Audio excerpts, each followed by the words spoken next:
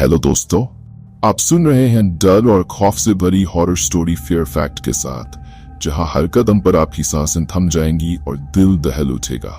तो चलिए एक खौफनाक कहानी की शुरुआत करते हैं। रमेश एक अनुभवी ट्रक ड्राइवर था।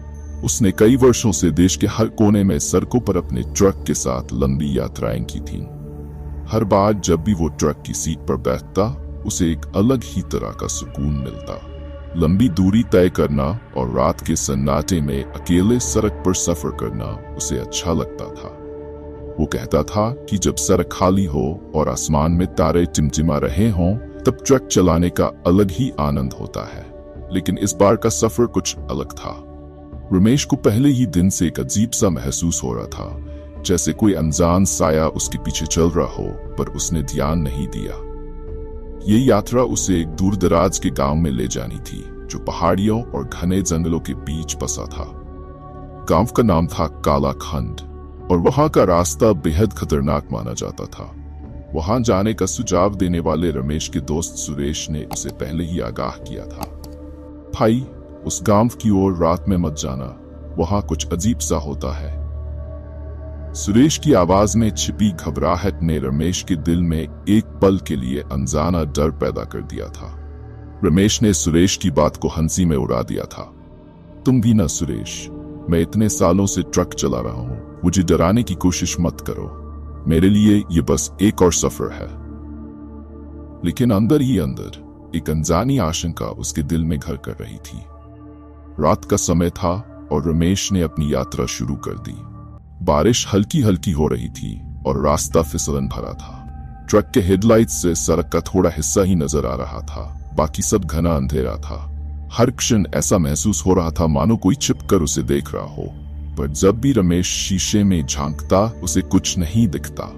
चारों ओर सिर्फ पेड़ों की छायाएं और सन्नाटा था। रमेश ने रेडियो चालू किया, लेकिन जल्द ही वो सिग्नल खोने लगा। रेडियो से अजीब अजीब आवाजें आने लगीं, मानो कोई फुसफुसा रहा हो, किसी गहरी खाई से आती आवाजें। उसने रेडियो बंद कर दिया और सिर्फ इंजन की आवाज सुनने लगा, लेकिन उस सन्नाटे में इंजन की आवाज भी उसे भयभीत करने लगी। रात के लगभग 12 बजे थे। रमेश अब जंगल के बीचों बीच था। घना कोहरा चारों ओर फैल चुका था, मानो जंगल ने उसे अपनी आगोश में समा लिया हो। ट्रक की रोशनी भी ठीक से आगे नहीं दिखा रही थी। तभी उसे सड़क के किनारे एक बूढ़ा आदमी दिखाई दिया, जो हाथ उठाकर उसे रोकने का इशारा कर रहा था। रमेश ने सोचा कि इस सुनसान जगह पर इतनी रात को ये आदमी क्या कर रहा है। रमेश ने ट्रक रोका और खिड़की से बाहर झांककर पूछा, क्या हुआ बाबा, आप यहाँ अकेले इस समय क्या कर रहे हैं? बूढ़ा आदमी थकी हुई रहस्यमय आवाज में बोला, बेटा, मुझे गांव तक छोड़ दोगे? मेरे पैर में चोट लग गई है और मैं चल नहीं सकता। रमेश ने उसकी हालत देखकर उसकी मदद करने का फैसला किया। ठीक है बाबा, आ जाओ, मैं आप छोड़ दूंगा। बूढ़ा आदमी धीरे धीरे ट्रक में चढ़ा और रमेश के बगल की सीट पर बैठ गया। उसकी चाल में थकावट और दर्द साफ दिखाई दे रहा था, पर उसकी आंखों में कुछ अजीब सी चमक थी, जिसे देखकर रमेश का दिल थोड़ा घबराया। पर उसने ध्यान नहीं दिया और ट्रक फिर से चलाना शुरू कर दिया। कुछ देर बाद रमेश ने उस बूढ़े से पूछा, बाबा, आपका गांव कितनी दूर है? बूढ़ा आदमी धीमी, लगभग सुनाई न देने वाली आवाज में बोला, बस थोड़ी ही दूर है बेटा। रमेश ने अपनी आंखों के सामने का घना अंधेरा देखते हुए ट्रक चलाना जारी रखा। अचानक उसे ऐसा महसूस हुआ जैसे ट्रक के चारों ओर कुछ सरसराने की आवाजें आ रही हों। पेड़ों के बीच सरसराहट, जैसे कोई छिपकर देख रहा हो। कभी दूर से किसी जानवर की चिल्लाने की आवाजें सुनाई देती, लेकिन जब भी वो शीशे से बाहर देखता, उसे कुछ नहीं दिखता। उसके दिल की धड़कनें तेज हो गई। उसने खुद को शांत रखने की कोशिश की, ये मानते हुए कि यह सब उसका भ्रम है।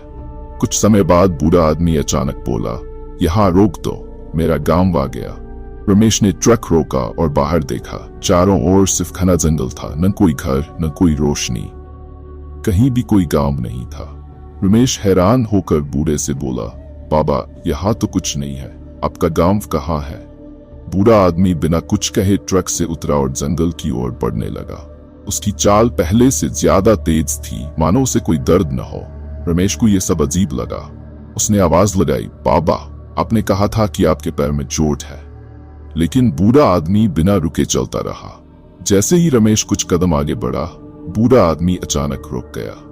उसने धीरे धीरे पीछे मुड़कर रमेश की ओर देखा। उसकी आंखें सफेद थीं, उसकी त्वचा भयानक तरीके से ढीली और पीली थी, और उसके चेहरे पर एक ऐसी भयानक हंसी थी जिसे देखकर रमेश के रोंगटे खड़े हो गए। रमेश की आंखों के सामने वो बूढ़ा आदमी हवा में धुएं की तरह गायब हो गया। रमेश के होश उड़ गए। उसका शरीर सुन्न हो गया था। वो कांपते हुए तेजी से ट्रक की ओर भागा और इंजन स्टार्ट किया। जैसे ही ट्रक चला, उसके हाथ पैर बुरी तरह कांप रहे थे। उसे कुछ समझ नहीं आ रहा था कि वो क्या देख रहा था, क्या वो सपना था या हकीकत। उसने ट्रक की रफ्तार बढ़ा दी और जल्द ही उसे सड़क के किनारे एक ढाबा दिखाई दिया। रमेश ने ट्रक रोका और तेजी से ढाबे के अंदर गया। वहां बैठे कुछ लोग उसकी हालत देखकर चौंक गए। रमेश ने कांपते हुए पानी मांगा। ढाबे के मालिक ने उसे पानी दिया और पूछा, भाई तुम इतने घबराए हुए क्यों हो? रमेश ने कांपती आवाज में उन्हें पूरी कहानी सुनाई। वहां बैठे लोग चुपचाप सुनते रहे। तभी एक बुजुर्ग आदमी जो कोने में बैठा था बोला, तुमने उस बूढ़े आदमी को देखा है? वो कई साल पहले एक हादसे में मारा गया था। उसकी आत्मा आज भी उस सड़क पर भटकती रहती है। जो भी उसकी मदद करता है उसका बुरा हाल होता है। रमेश के चेहरे का रंग उड़ चुका था। उसे यकीन नहीं हो रहा था कि उसने एक आत्मा को ट्रक में बिठाया था। उसका शरीर पसीने से भीग चुका था। उसने सोचा कि यह सब एक बुरा सपना हो सकता है, लेकिन वो जानता था कि यह सब सच था। रात के बाकी वक्त रमेश ढाबे में बिताने का फैसला किया, क्योंकि अब वो ट्रक चलाने की हिम्मत नहीं जुटा पा रहा था।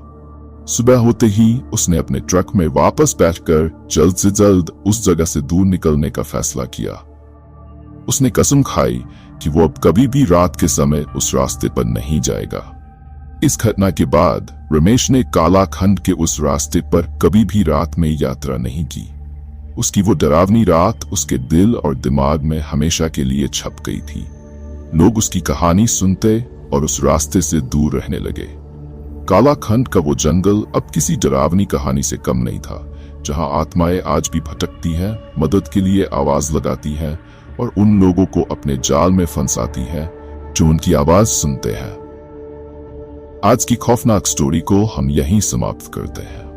अगर आपके साथ भी कोई डरावनी या भयावह घटना हुई हो तो आप हमारी इंस्टा आईडी पर जरूर शेयर करें। तब तक चैनल को सब्सक्राइब करना ना भूलें। धन्यवाद।